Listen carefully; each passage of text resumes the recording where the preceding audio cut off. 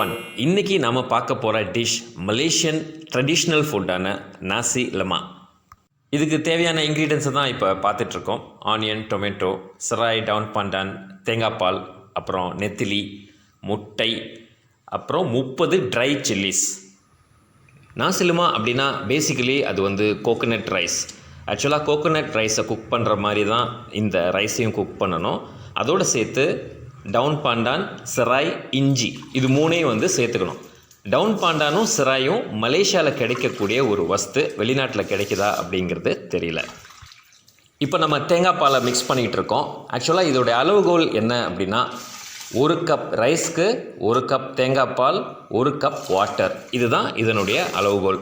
உதாரணமாக நீங்கள் 2 cup rice cook பண்ண போகிறீங்க அப்படின்னா 2 கப் தேங்காய் பால், 2 கப் வாட்டரை மிக்ஸ் பண்ணிக்கணும். அதுக்கப்புறம் வழக்கமாக சாப்பாட்டுக்கு நீங்கள் எவ்வளோ உப்பு வந்து ஆட் பண்ணிக்குவீங்களோ அவ்வளோ உப்பை வந்து ஆட் பண்ணிக்கணும். அதுக்கப்புறம் அடுப்பை பற்ற வச்சிட வேண்டியது தான். நெக்ஸ்ட் 30 ட்ரை சில்லிஸ் எடுத்து வச்சோம் இல்லையா, ஸோ அதை வந்து நல்லா பாயில் பண்ணிக்கணும். பாயில் பண்ணதை எடுத்து மிக்ஸி ஜாரில் போட்டுட்ருக்கோம். இப்போ மிக்சியில் இதை சில்லி பேஸ்ட்டாக அரைச்சிக்கணும். ஆக்சுவலாக அரைக்கிறதுக்கு முன்னாடி ஆனியன், அப்புறம் பூண்டு, நெக்ஸ்ட் வந்து தக்காளி இதெல்லாம் போட்டு மிக்ஸ் பண்ணிக்கணும். ஒரு துண்டு இஞ்சும் சேர்த்துக்கலாம். ஸோ இப்போ சில்லி பேஸ்ட் ரெடி. அடுத்து நம்ம க்ளீன் பண்ணி வச்ச நெத்திலி கருவாடை எண்ணெயில் போட்டு வறுக்கணும். வறுத்து முடிக்கிறதுக்குள்ளே ஒரு தகவல் என்ன அப்படின்னு சொன்னால், நாசி லெமாக்ன்றது ட்ரெடிஷ்னல் மலே ஃபுட். அது ஏற்கனவே நான் வந்து சொல்லியிருந்தேன். இப்போ நம்ம பண்ணுற நாசி லெமாக் வந்து ஸ்லைட்லி இந்தியன் டச்சோடு இருக்கும்.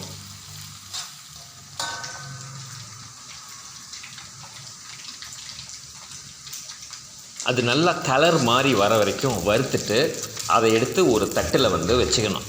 ஏன்னா இதை தான் பாதி வந்து நாசி லெமாக் சம்பாலுக்கு யூஸ் பண்ணுவோம், மீதியை ஃப்ரையாக வந்து சாப்பாட்டுக்கு வச்சுக்குவோம். அப்புறம் அதே எண்ணெயில் சிராய், டவுன் பாண்டான், ஆனியன் இதெல்லாம் போட்டு வறுக்கணும்.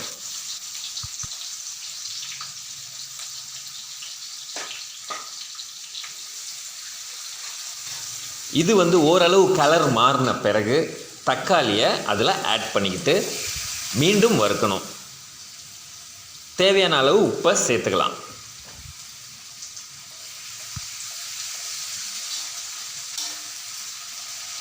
தக்காளிலாம் நல்லா கரையிற அளவுக்கு வதக்கிட்டு அதுக்கப்புறம் நம்ம அந்த சில்லி பேஸ்ட் கிரைண்ட் பண்ணியிருந்தோம் இல்லையா, அதை வந்து இதில் ஆட் பண்ணணும்.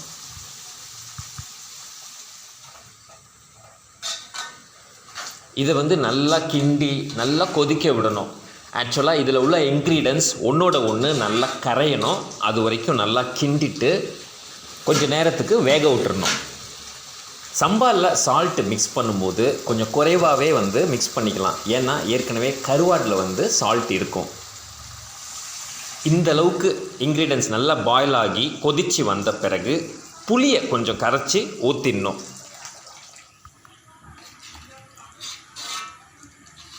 பிறகு நல்லா கிண்டி விட்டுட்டு அதுக்கப்புறம் நம்ம ஃப்ரை பண்ணி வச்சுருக்கிற நெத்திலியை எடுத்து இதில் கொட்டணும்.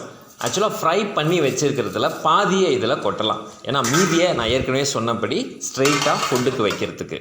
அடுத்து பார்த்திங்கன்னா குக்கும்பரை ஸ்லைஸ் பண்ணி வச்சுக்கலாம் இப்படி. நெக்ஸ்ட் வந்து முட்டையை பாயில் பண்ண பிறகு அதையும் டபுளாக ஸ்லைஸ் பண்ணிக்கலாம்.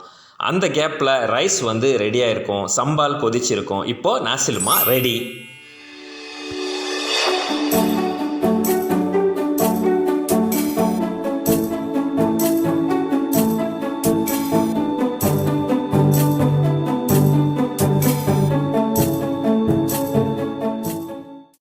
மக்களே, உங்களுக்கு இந்த ரெசிபி பிடிச்சிருந்தா லைக் பண்ணுங்கள், ஷேர் பண்ணுங்கள், சப்ஸ்கிரைப் பண்ணுங்கள். அதே சமயத்தில் ஃபேஸ்புக் அண்ட் இன்ஸ்டாகிராம்லேயும் ஃபாலோ பண்ணுங்கள்.